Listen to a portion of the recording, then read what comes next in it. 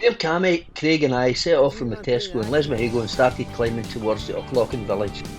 The legs had warmed up by the time we got to the Dalcondi wind farm, which was quite a climb, but it was going to be a climby day.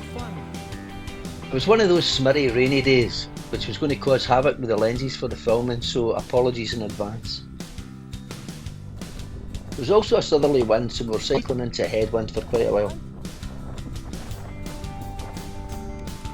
I have to leave them to mature. These young pine trees will make this a pretty track in a few years' time.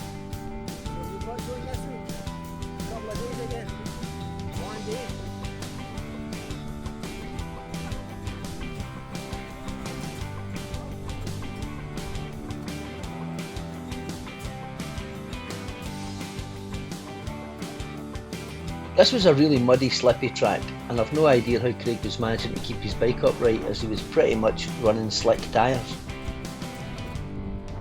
March of the Valkyries, isn't it?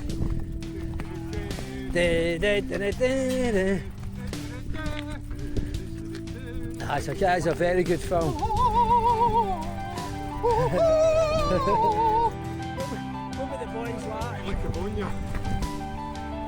We then came into a cow field which not surprisingly contained a large herd of pretty young looking cows. Having not spent much time around livestock, we weren't quite sure how they would react, but although they were quite menacing looking, they didn't really bother us.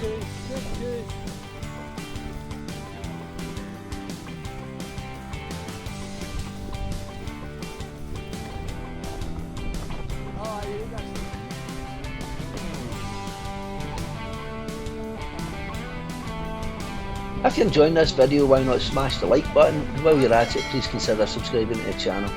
It would be most appreciated if you did, and if you hit the notifications button, you'll be advised when I make a new video.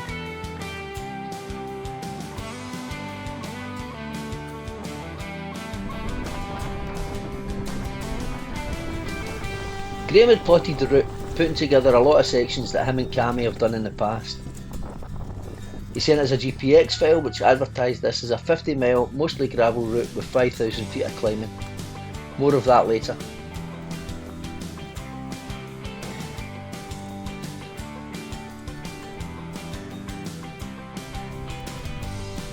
We were really pretty unlucky with the weather. It rained for most of the day, and the first 30 miles were mostly into a southerly headwind, as I'd mentioned. The visibility was also really poor, which meant that we didn't have much to look at. I think this route would be pretty scenic on a nicer day. We found a sheltered spot out of the wind to stop for lunch. We were out in the wilderness, so we'd all brought food with us. Thankfully the visibility and weather started to clear a little as we finished lunch and set off again.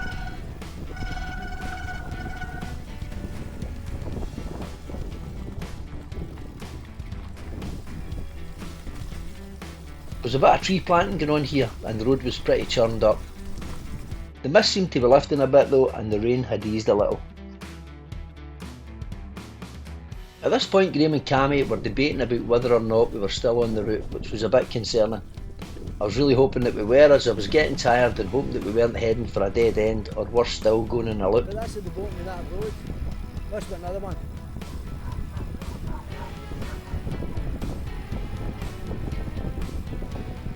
If you fancy cycling this route, I would definitely recommend doing it on a dry day. Have mudguards fitted, or both.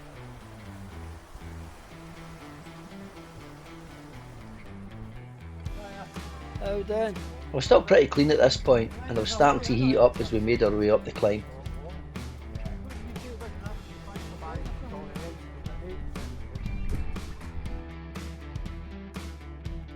We're on this 3-mile climb out of Sanquhar. It's at about 6%. I think it averages about 5%. 3 miles. We're 36 miles in. 3,950 feet of climbing. It's been a tough day. As you can see, I was getting a little dirtier by this point, but once again, more of that to follow. Well. The visibility had held up since we'd had our lunch, but this climb, which took us up 950 feet over 3.3 miles at an average gradient of 5.5%, was taking us back into the mist.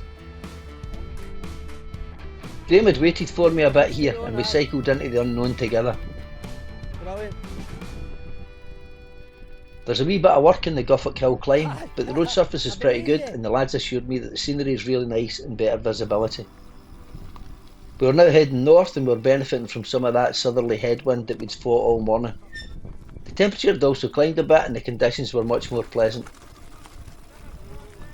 The descent off the climb was nice and flowy and was a welcome downhill 2.5 miles in what proved to be a pretty lumpy day. We then found ourselves in a new wind farm. The surface was really soft and muddy and this was where the lack of fitting mudguards was really going to bite me. It was pretty tough to cycle through and progress by this point was getting slow. There was also a pretty constant gradient.